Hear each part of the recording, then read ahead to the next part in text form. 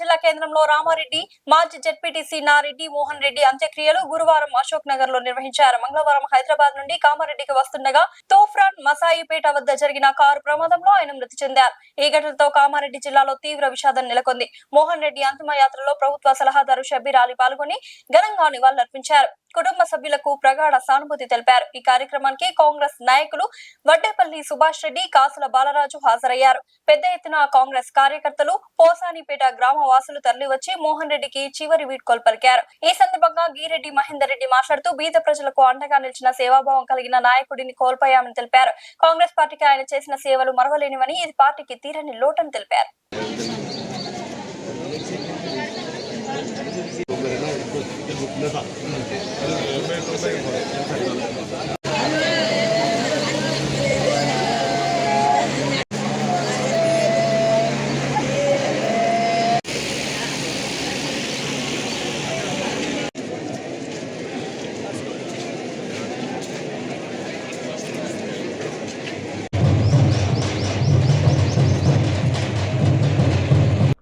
మాజీ జెడ్పీటీసీ నారెడ్డి మోహన్ రెడ్డి అకాల మృతనం చెందారు.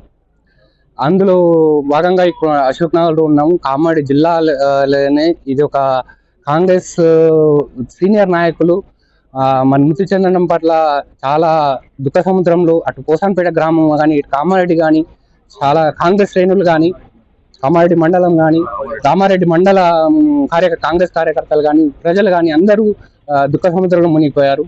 మరి ఈ దుర్ఘటనలో మరి తనకు అన్ని సన్నిహితుడైన మన కాంగ్రెస్ నాయకులు సీనియర్ నాయకులు గిరెడ్డి మహేందర్ రెడ్డి ఉన్నారు.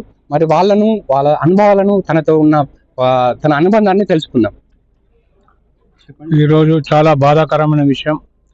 గత 3 రోజుల క్రితం నారెడ్డి మోహన్ రెడ్డి రామారెడ్డి మండల్ కాంగ్రెస్ పార్టీ జెడ్పీటీసీ మాజీ కామారెడ్డి జిల్లా పరిషత్ కాంగ్రెస్ పార్టీ ఫ్లోర్ లీడర్ యాక్సిడెంట్లో మృతి చెందిన చాలా బాధాకరమైన విషయం. ఇప్పుడు కూడా ఆ దుఃఖం నుండి కోల్పోలేకపోతున్నాం.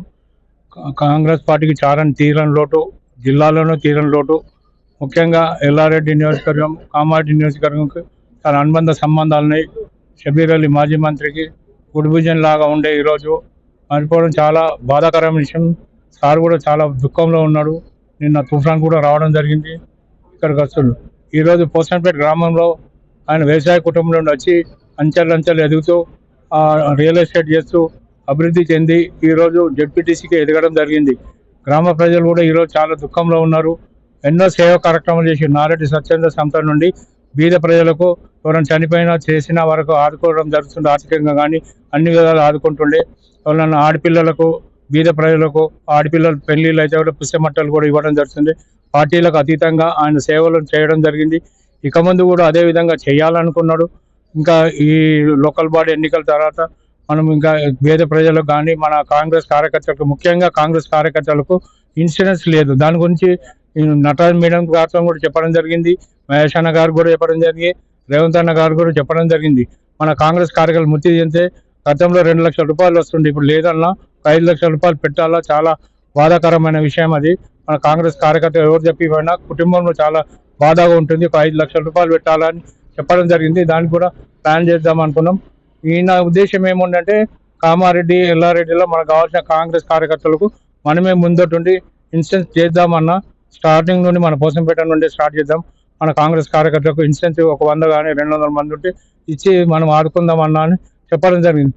కానీ ఈరోజు చాలా మంది కాంగ్రెస్ ను విడిచిపెట్టి వెళ్ళిపోయారు ప్రభుత్వం లేకుండా. కానీ మీలాంటి నాయకులు మాత్రం ఇప్పటిదాకా కాంగ్రెస్ ని పట్టుకొని ఉన్నారు.